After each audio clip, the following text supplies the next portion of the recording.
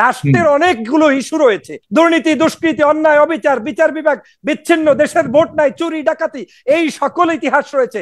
বেনজিরের আপনার দুর্নীতি প্রমাণিত সত্য, সকল দুর্নীতি একদম 650 মানুষকে ক্রসফায়ারের কারণে এবং আওয়ামী লীগের নেতাকে ক্রসফায়ারে হত্যার কারণে বেনজির আহমেদ দোষী সাব্যস্ত হয়েছে, কিন্তু বাংলাদেশে তিনি গ্রেপ্তার হয় না। গ্রেপ্তার হয় কি? মিল্টন সমাদ্দার। এখন জনগণ কিন্তু ভালোই বোঝে, ওদিকে 2 জন মুসলমানকে হিন্দুরা পিটিয়ে হত্যা করেছে, সেই ইস্যুটা ক্লোজ ডাউন হয়ে গিয়েছে, মিল্টন সমাদ্দার সামনে চলে আসে। বাংলাদেশে আওয়ামী লীগের বিরুদ্ধে, আওয়ামী লীগকে হত্যা করলেও আওয়ামী লীগ তাদের বিরুদ্ধে কথা বলে না, সে কারণেই আমাকে আপনাকে কথা বলতে হচ্ছে, আমাকে কথা বলতে হচ্ছে। মিল্টন সমাদ্দার যদি প্রমাণিত হয় আওয়ামী লীগ, তারপরেও আমি তার সত্য যদি কোনো ভালো কাজ করে থাকে আমি তাকে সমর্থন করব। মানে আপনি এখানে এই বিষয়টা নিয়ে কোনো রাজনৈতিক দৃষ্টিভঙ্গিকে আপনি গুরুত্ব দিতে চান না, এটা সামাজিক একটা বিষয় হিসেবে আমার কাছে রাজনৈতিক গুরুত্ব নাই, কিন্তু যারা তাকে শায়েস্তা দিচ্ছে তাদের কাছে রাজনৈতিক এজেন্ডা আছে। মোটা দাগে যে অভিযোগগুলি রয়েছে সেগুলির ব্যাপারে আপনার কাছে কি আছে? যেমন তিনি তার বাবাকে পিটিয়ে গ্রাম ছেড়ে এসেছেন, তিনি মানুষের অঙ্গ, সবচেয়ে বড় অভিযোগ যেটি, যে ভয়ঙ্কর অভিযোগ, সেটি হলো যে সে এই যে যাদেরকে নিয়ে সেখানে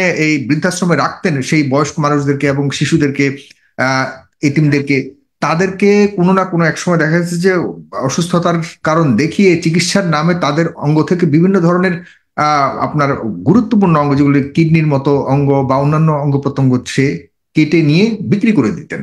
এরকম ঘটনা তো পাগলেও সাগর ভাই, পৃথিবীর কোনো পাগলও বিশ্বাস করবে না যে একটা বৃদ্ধাশ্রমে কিডনি ট্রান্সপ্লান্ট হয়। আপনার এত সহজ মনে করছেন, আপনার একটা আঙ্গুল কেটে গেলে সেইটা রক্ত থামাতে আপনার চিকিৎসা ব্যবস্থার উন্নত জিনিস প্রয়োজন হয়, আর আপনার সেখানে কিডনি মনে হলো যেন মিল্টন সমাদ্দার ধরলো আর ওখান থেকে মুরগির ঠ্যাঙের মতো আপনার কিডনি কেটে কেটে বিক্রি করবে। এত সহজ মনে করেছেন পৃথিবীটাকে? এটা হচ্ছে, আমি মনে করি বাংলাদেশে যেটা হয়, মিডিয়া ট্রায়াল হয়। যখনই কাউকে কোনো ধরনের আক্রান্ত করতে চায়, কারো বিরুদ্ধে কোনো অভিযোগ আনতে চায়, তখন প্রথম যে কাজটা করে সবাই মিলে, তারা এটাকে একটা গোপন শক্তি আছে, আমি আপনাকে বলি প্রশাসনিক শক্তির পিছনে মিডিয়ারও একটা ঐক্যবদ্ধ শক্তি আছে। এই শক্তিগুলো প্রশাসন থেকে মেসেজ নিয়ে আসে যে বস আগামীকালকে তাহলে কোন রিপোর্টটা পাবলিশ করব, ওই বস বলে দেয় যে এই রিপোর্টটা নিয়ে তোমরা একটু পরিবেশ গরম করো, করলেই আমি আবার একটা নতুন করে এটা নিয়ে বিবৃতি দেবো, দিতে গিয়েই আমি তাকে অ্যারেস্ট করতে পারবো। সহজ বাংলায় যদি বলে, যাকে আপনার দেখতে নারী তার চলন বাঁকা, তাকে আপনার থামাতে হবে, তাই থামতে হবে।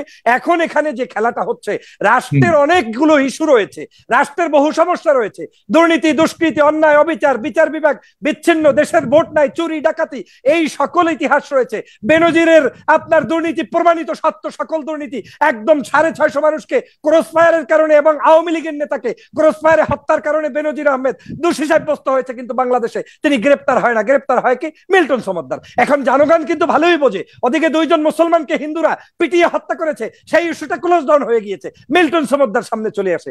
এখন প্রত্যেকটা জিনিসের সাথে আমার মনে হচ্ছে প্রশাসনিক ভাবে একটা জোশ সাজস করে তারা এই অপকর্মগুলো করে তারপরে আনে। হ্যাঁ, তারপরেও আপনি বলতে পারবেন না যে আপনি একটা মিডিয়া চালান, আপনি 100 দিন 100টা টকশো করলে 100টা টকশোর মধ্যেই যে আপনি সুন্দরভাবে সাবলীল ভাবে কথা বলবেন, এটা কিন্তু সঠিক নয়। অনেক সময় আপনার স্লিপ অফ টাং হতে পারে, আপনার বক্তব্যে মিস্টেক কিছু হতেই পারে, আমরা বলছি আমাদের হতে পারে। মিল্টন সমাদ্দার যে কাজ করছে তার কাজের মধ্যে ভুল থাকতে পারে, আপনি সেটা শুধরে দিতে পারেন, বলতে পারেন তিনি যদি গভর্নমেন্টের কোনো অনুমতি না থাকে অনুমতি নিতে পারে, ট্যাক্স না দিলে ট্যাক্স পে করাইতে পারেন, তার যদি কোনো ধরনের অন্যায় অভিযোগ থাকে সেটা আপনি ডেকে নিয়ে তদন্ত সাপেক্ষে ভালো কিছু করতে পারেন। কিন্তু আপনি মিডিয়ার মাধ্যমে সমগ্র বাংলাদেশের চক্ষুকে ভিন্ন দিকে প্রভাবিত করে তারপরে আপনি দেখেন এই মিডিয়ার মধ্যেও যেটা হয়েছে। আমি যদিও কোনো ব্যক্তিকে নিয়ে বক্তব্য দিতে চাই না, আমি 2-1 জনের বক্তব্যে অবাক হয়েছি। আমাদেরই মাঝে মাঝে কথা বলে গণ অধিকারের একজন নেতা, নাম হচ্ছে তারেক সাহেব, ওনার একটা বক্তব্য আমি নিজে শুনেছিলাম, যেই অভিযোগটা পেয়ে আমি বারবার তদন্ত করতে চেয়েছিলাম যে কি বলে উনি, দেখি না, দেখলাম কি যে মিডিয়ার বক্তব্যের মধ্যে উনি চালিয়ে যাচ্ছে ওই যে পিটানোর ছবিটা, যেই পিটানো হয়েছে, কিন্তু আদতে ভিতরে ঢুকে দেখলেন না তারেক ভাই, আপনি হয়তো অনেকগুলো কথা, অনেকগুলো টকশো দেশের জন্য, মানবতার জন্য বা আপনার ব্যক্তির জন্য, রাজনীতির জন্য বলতেই পারেন, সে নিয়ে আমার আপত্তি নাই, আমার কোনো সে নাই, কিন্তু একজন মানুষকে নিয়ে যখন কথা বলবেন সেটা যদি ডিবি হারুনের বক্তব্যের সাথে তাল মিলিয়ে বক্তব্য হয়, তাহলে বুঝতে হবে আপনারা তাহলে ওই যে ডিবি অফিসে গিয়েছিলেন, মাঝে মাঝে সেখানেরও প্রশংসা করেছিলেন, এটার মধ্যে আবার নতুন করে কোনো ষড়যন্ত্র গোপনে গোপনে আছে কিনা, এটা জাতির কাছে প্রশ্ন রেখে গেলাম। আমার ব্যক্তিগতভাবে কোনো আক্রোশ নাই, ক্রোশ নাই, কিন্তু তাদের এই অতিরঞ্জিত না, তারা যে ভিডিওটা প্লে করে জাতিকে বিভ্রান্ত করেছে সেটা মানুষকে পিটাচ্ছে। তার মানে আপনি বলতে যে অংশটুকু দেখানো হয়েছে মারপিটের, সেই অংশটুকু আসলে আসল অংশ নয়, এই অংশ না, তো অংশ না সাগর ভাই।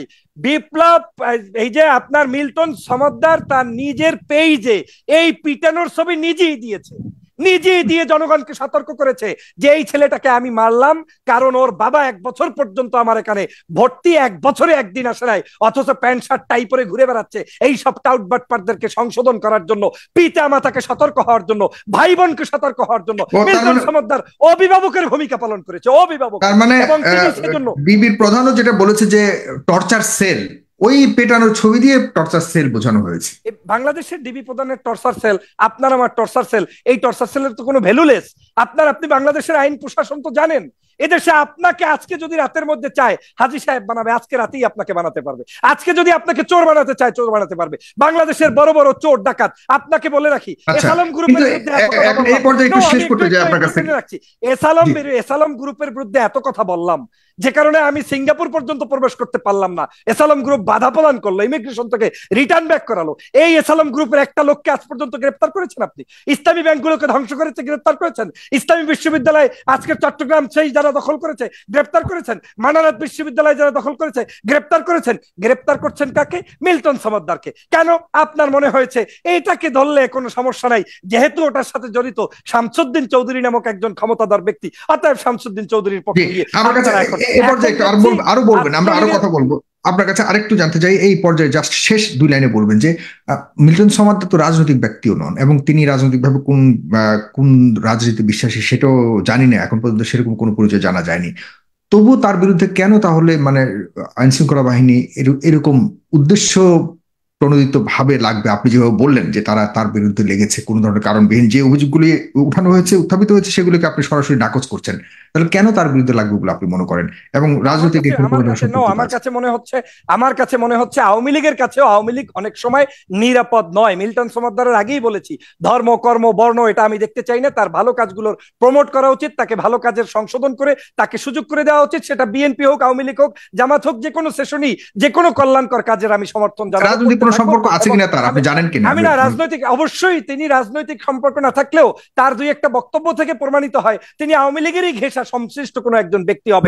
তিনি বলেছেন তারও, হ্যাঁ মিল্টন সমদ্দার আওয়ামী লীগের হয়তো পদ পজিশন নাই, কিন্তু সম্পর্ক যে নাই তা বলতে পারবেন না, কারণ তিনি কিন্তু এই সরকারের আমলেই তার এই সকল বৃদ্ধাশ্রম দিয়েছে। কিন্তু আমার পয়েন্ট আউট ওখানে নয়, আমার পয়েন্ট আউট হচ্ছে তিনি যে দলেরই হোক না কেন, যে মতেরই হোক না কেন। আপনি দেখেন এই যে আজকের বেনজিরের কথা আমি বললাম, তিনি তো আওয়ামী লীগেরই কমিশনারকে মেরেছে আপনার কক্সবাজারে। এখন ওটা আওয়ামী লীগ মেরেছে বলে কথা বলা যাবে না? একজন কমিশনারকে আপনি সন্তানদের সামনে মোবাইল অন করে আপনি ক্রস ফায়ারে দিবেন স্বার্থের কারণে, সেটা তো মেনে নেওয়া যায় না। বাংলাদেশে আওয়ামী লীগের বিরুদ্ধে, আওয়ামী লীগকে হত্যা করলেও আওয়ামী লীগ তাদের বিরুদ্ধে কথা বলে না।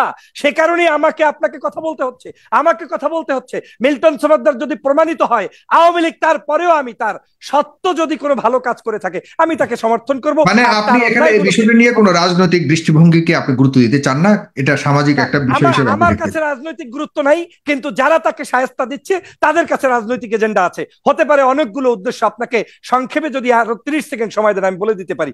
তার মধ্যে অন্যতম হতে পারে বাংলাদেশের বর্তমান প্রেক্ষাপটের যতগুলো ইস্যু আছে, ইস্যুগুলোকে ক্লোজ ডাউন করা 1 number issue Milton Samaddar. 2 number issue, এই মিল্টন সমদ্দার 6 তলা ভবন করেছে, রাস্তা নির্মাণ কেন্দ্র করে যে হিজিবিজি শুরু হয়েছে, পরিবেশ মানে তাদের মধ্যে একটা গ্যাঞ্জাম শুরু হয়েছে, সেখানে বড় শক্তি কাজ করছে, যেই শক্তিটা মিল্টন সমদ্দারের চাইতে আরো বড়। আর একটা কাজ হতে পারে, মিল্টন সমদ্দার যেহেতু বিদ্যানন্দের মতো ভারতের প্রমোটেড কোন ধরনের একটি অর্গানাইজেশন না, হতে পারে তিনি একজন নিরপেক্ষ সাধারণ নাগরিক হিসেবে তার ফিলিংসের জায়গা থেকে এটা করছে।